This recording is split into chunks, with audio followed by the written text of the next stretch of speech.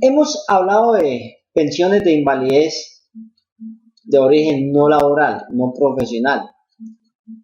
Llámese para pensión de invalidez como tal, pensión de vejez anticipada por deficiencia de 50% más y pensión de invalidez anticipada por hijos inválidos.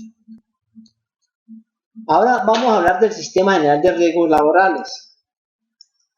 Y en el Sistema General de Riesgos Laborales tenemos que tocar el Decreto Ley 1295/94, la Ley 776 del 2002 y la Ley General, la última que tenemos, la Ley 1562 del 2012.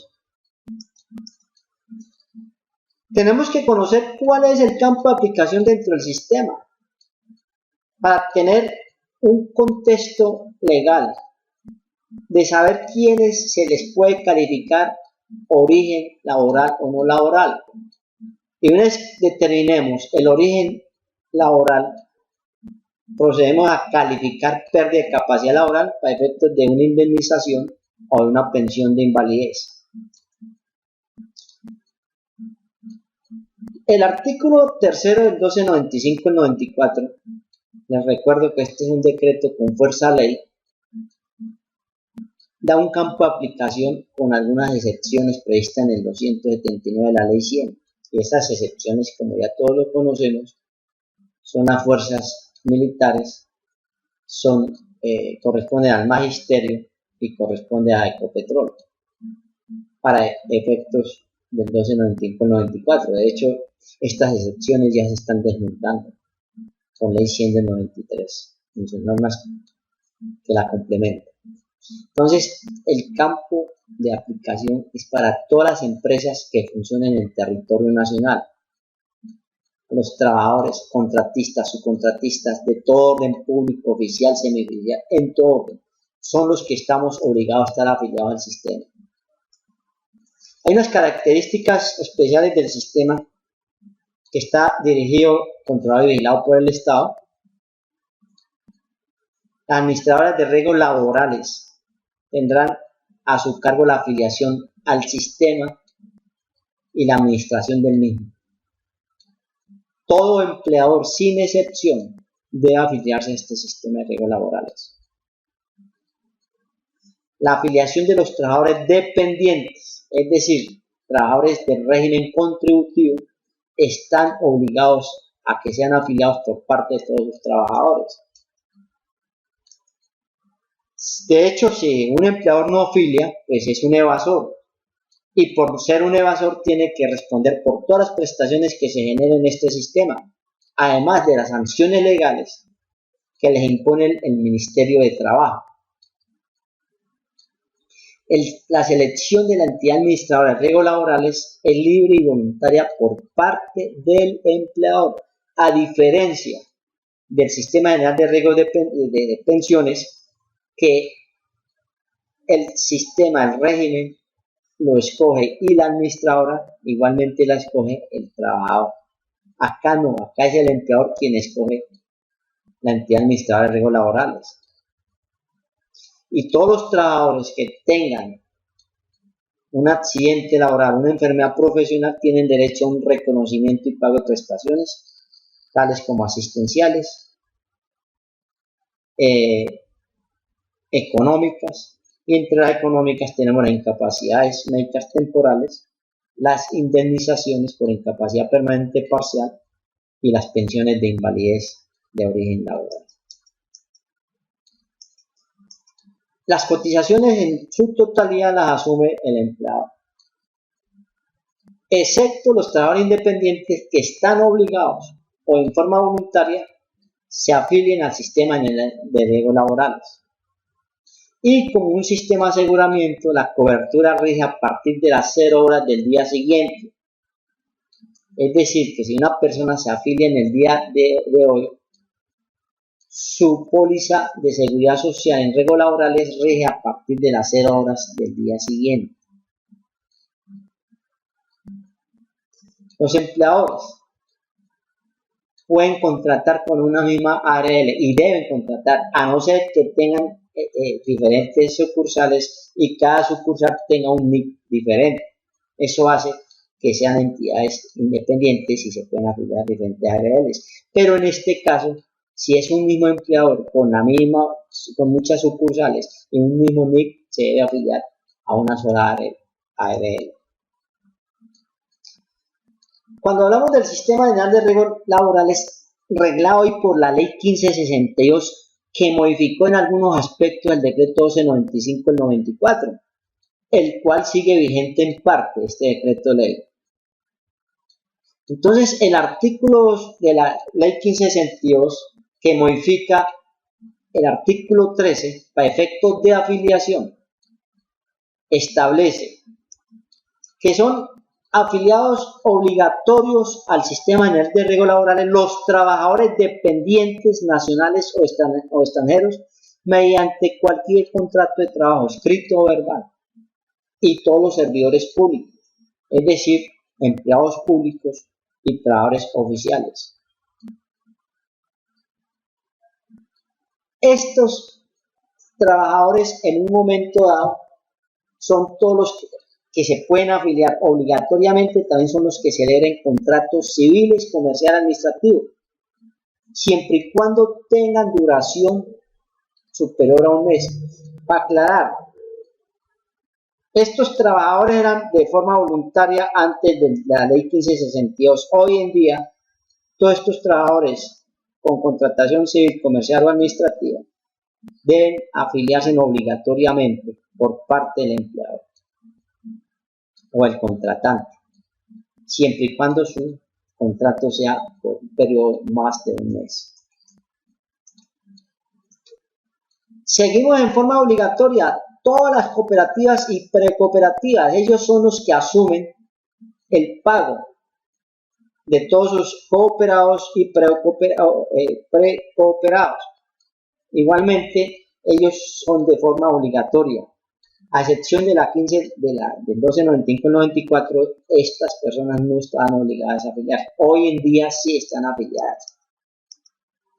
De igual manera, todos los jubilados pensionados que se reincorporen a la fuerza laboral como trabajadores dependientes mediante contrato de trabajo o como servidores públicos se deben afiliar al sistema de arreglo laboral. Los estudiantes de todos los niveles académicos ya no son solamente estudiantes de posgrado en medicina, como lo establecían las normas anteriores. Simplemente todos estos estudiantes que generen una fuente de ingreso a las instituciones donde ellos van a hacer prácticas o vayan a hacer entrenamientos, y en una forma u otra ese ingreso puede estar representado en rama o puede estar representado, llamémoslo así, en otros términos, en especie. Los afiliados o trabajadores independientes que laboren en actividades catalogadas por el Ministerio como de alto riesgo. De hecho, esto ya está reglamentado por el decreto 723 de 2013. Igualmente, todos los miembros de agremiaciones o asociaciones cuyos trabajos signifiquen fuente de ingreso a estas agremiaciones o asociaciones. Los miembros activos del Sistema Nacional de Primera Respuesta y el pago de afiliación será a cargo del Ministerio Interior, de acuerdo a la normatividad vigente.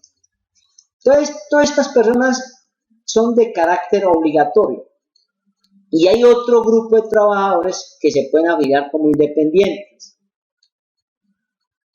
o como informales.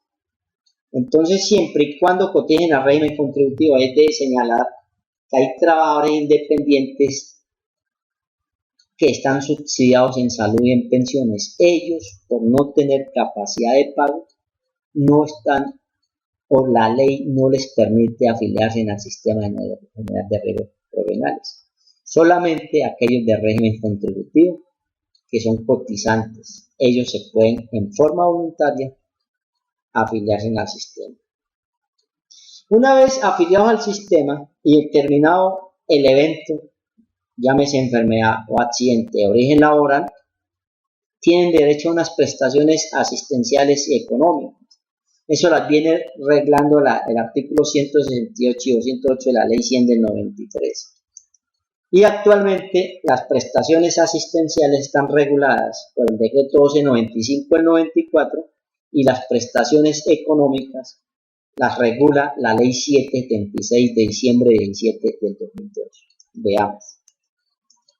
En el caso de las prestaciones asistenciales, de acuerdo al artículo 5 y 6 del 1295-94, vigente. Primero, no tienen un periodo de protección limitado. El periodo de protección es hasta que aquella persona, independiente de que sean pensionados por invalidez o no, el sistema de riesgos laborales tiene que cubrir la parte asistencial que requieran. En otros términos, así tengan una edad o una tercera, estén en edad tercera, ellos tienen derecho a que se le hagan tratamiento médico de los daños generados por la enfermedad o el accidente laboral, exclusivamente para esas deficiencias. De entrada, las prestaciones asistenciales, pues, es la asistencia médica, quirúrgica, terapéutica y farmacéutica, sin límites, lo que requiere el trabajador, a diferencia de riesgos comunes que están bajo el régimen de POS. O sea, las EPS cubren POS y en riesgos laborales no hay POS. Los servicios de hospitalización no limitan en tiempo de las unidades de cuidados intensivos, cuidados intermedios, lo que requiere el trabajador accidentado o enfermo. Los servicios odontológicos, si hay que reparar, si hay que suministrar prótesis fija dental, hay que dar. Suministro de medicamentos, acá no hablamos solamente de genéricos, también pueden ser medicamentos comerciales, no importa cuál, lo que interesa aquí es que sean de buena calidad. Todos los servicios auxiliares de diagnóstico y tratamiento, si requiere un estudio de rayos X, tomografía, resonancia, todo lo que demande las lesiones dadas por una enfermedad o accidente laboral, se le hay que brindar. Las prótesis y órtesis, su reparación, su reposición, mantenimiento. El artículo 5 no establece que el cambio de prótesis, su reparación debe ser cada 3 años, no. Si es una buena calidad estas prótesis y estas órtesis, pues de hecho su reparación se da en el tiempo. Si se deterioran menos de un año, hay que darles su mantenimiento. Rehabilitación física y profesional, en términos generales, una rehabilitación integral, tienen derecho todos estos trabajadores accidentados. Los gastos de traslado en condiciones normales de transporte que sean necesarios para prestar todos estos servicios asistenciales. Estas son las prestaciones asistenciales para aquellas personas que tienen un accidente o una enfermedad laboral. Vienen otras prestaciones económicas. Y la primera prestación económica que nace paralelamente a la prestación asistencial se llama incapacidad temporal. Y aquella incapacidad temporal definida en el artículo de la Ley 776 del 2002 dice que según el cuadro agudo de la enfermedad o lesión que presente el afiliado, accidentado o enfermo profesional, le impida desempeñar su capacidad laboral por un tiempo determinado. Y la capacidad laboral está definida en el decreto 917 del 99, igualmente la define y la retoma el decreto 1507 de agosto 12 del 2014, motivo de este diplomado. Y se define como capacidad laboral del individuo el conjunto de habilidades, destrezas, aptitudes o potencialidades de orden físico, mental y social que le permite desempeñar un trabajo habitual. Igualmente, la expresión trabajo habitual también la define el 917 del 99, la define nuevamente y la redefine el decreto 1507 del 2014, como aquel oficio, labor o trabajo que desempeña el individuo con su capacidad laboral, entrenamiento y o formación técnica o profesional, recibiendo una remuneración equivalente a un salario real. Hay algunas expresiones, hay algunos incisos de estas definiciones que se retiran en el decreto 1507 del 2014. El monto de las prestaciones por incapacidad generalmente parten del día siguiente de la incapacidad y se paga un salario del 100% correspondiente al salario base de cotización. A diferencia de riesgos comunes, la incapacidad temporal regulada por el artículo 206 de la Ley 100 del 93 y el artículo 227 del Código Sustantivo del Trabajo, se pagan las 2/3 partes del salario base de cotización los primeros 90 días. Los 90 siguientes se paga medio salario, siempre y cuando esta incapacidad no sea inferior a un salario mínimo legal mensual vigente. Como vemos en riesgos laborales, la incapacidad se paga el 100% del salario base de cotización a partir del día siguiente en que ocurre el accidente o a efectos de la enfermedad a partir del diagnóstico de la enfermedad como profesional. ¿Hasta cuándo se paga esta incapacidad temporal? Hasta el momento en que se rehabilite, se redacte o se cure o se le declare la incapacidad permanente parcial, el estado de invalidez o su muerte. Es decir, que estas incapacidades en el tiempo están limitadas una vez se determine la pérdida de capacidad laboral. Y se paga hasta 180 días inicialmente. Y estos 180 días pueden ser prorrogados hasta por otros periodos que no superen los 180 días continuos adicionales. Y estos 180 días adicionales también tienen un límite. Y el límite lo da hasta cuando la persona se cure, se rehabilite, entonces se le inicia el proceso de calificación de pérdida de capacidad laboral y una vez determinada la pérdida de capacidad laboral o estado de invalidez, cesa el pago de incapacidades. Si no se le califica esta pérdida de capacidad laboral, se siguen pagando incapacidades hasta tanto la persona sea calificada. Miren la importancia entre integrar la incapacidad temporal con el proceso de calificación de pérdida de capacidad laboral.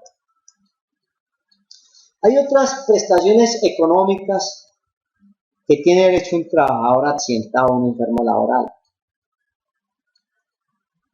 independientes a la incapacidad temporal. El artículo 5 de la Ley 776 de diciembre 17 del 2002 define una incapacidad permanente parcial como aquella persona que presenta una disminución definitiva igual o superior al 5%, pero inferior al 50% de su capacidad laboral.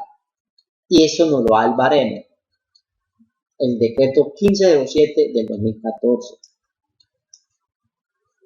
Para efectos de esta incapacidad permanente parcial, mayor o igual al 5% y menor al 50%, la persona tiene derecho a que se le pague una indemnización proporcional al daño sufrido, es decir, que no debe ser una suma inferior a 2 salarios base de liquidación, ni superior a 24 salarios base de liquidación. En términos prácticos, si una persona tiene un 5% de pérdida de capacidad laboral, se le deben de reconocer 2 salarios. Y aquella persona que ha perdido un 49.99% de la pérdida de capacidad laboral, se le reconocen un máximo de 24 salarios. Hay un decreto reglamentario que adopta la tabla única para indemnizaciones y parte del 5% que corresponde igual a 2 salarios y el 49.9% a 24 salarios. En términos prácticos, la persona una vez calificada toma el número entero de la pérdida de capacidad laboral, es decir, si la pérdida le dio 42.3%, se toma el 42%. Este 42 se divide en 2 y se resta un 0.5. ¿Qué quiere decir esto? Que 42 dividido en 2 da 21 menos 0.5 da 20.5. Y esos 20.5 corresponden a 20.5 salarios base de liquidación. Ya de acuerdo a la ley 1562, ese salario base de cotización para efectos de accidentes laborales es el último salario o el promedio de los últimos 6 meses. O en el caso de enfermedad, el promedio de los 12 meses o su fracción. Entonces, pérdida de capacidad laboral, número entero, dividido en 2 menos 0.5, nos da un valor exacto de ingreso base de liquidación. Y si usted lo compara con el decreto 2644 del 94, corresponde exactamente igual. Simplemente menciono para efectos prácticos, para orientar a algún trabajador, se les dice dividirlo en 2, número entero menos 0.5, y eso nos va a dar el salario base de liquidación a pagar.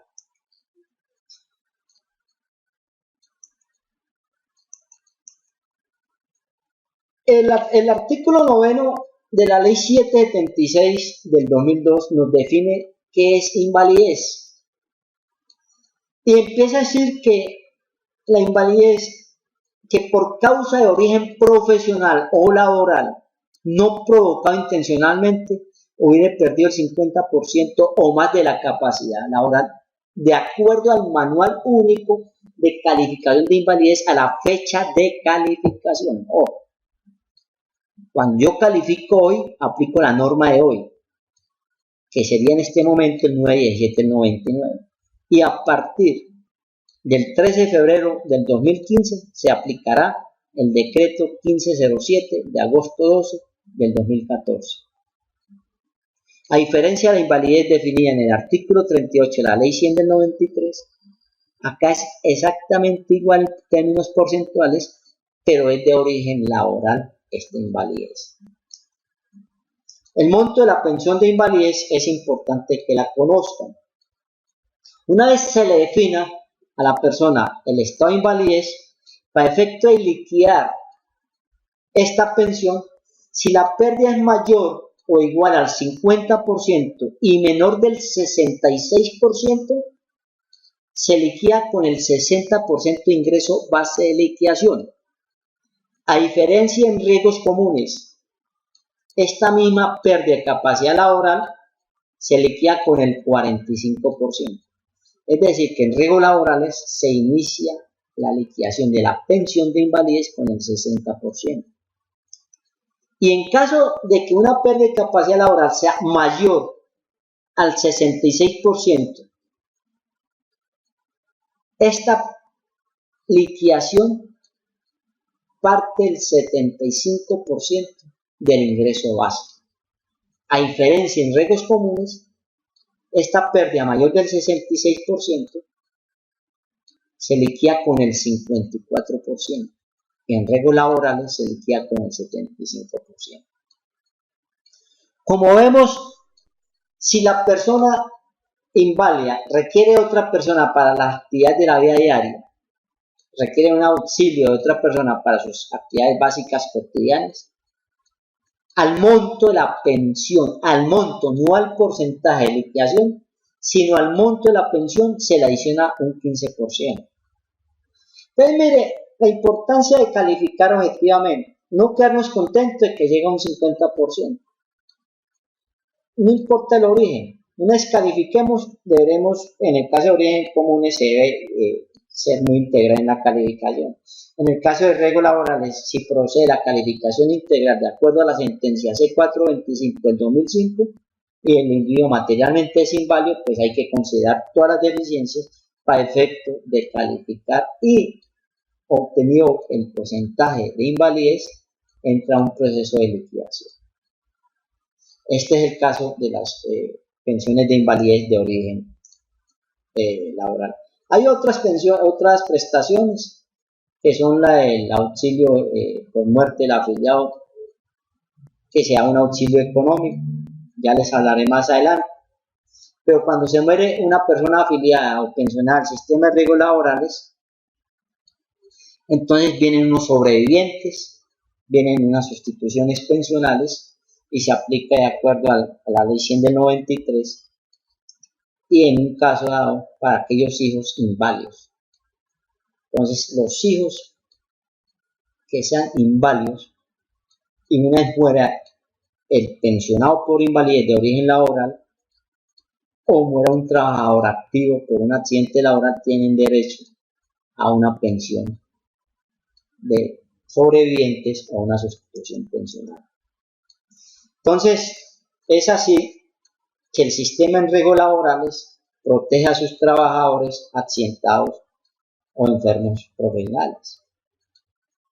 Seguiremos en otras charlas hablando de las generalidades y tocaremos, de acuerdo al decreto 1507 del 2014, hablaremos del título 1, que son 15 capítulos, y hablaremos del título 2, que tiene que ver con el rol laboral, rol ocupacional y otras áreas ocupacionales. Gracias.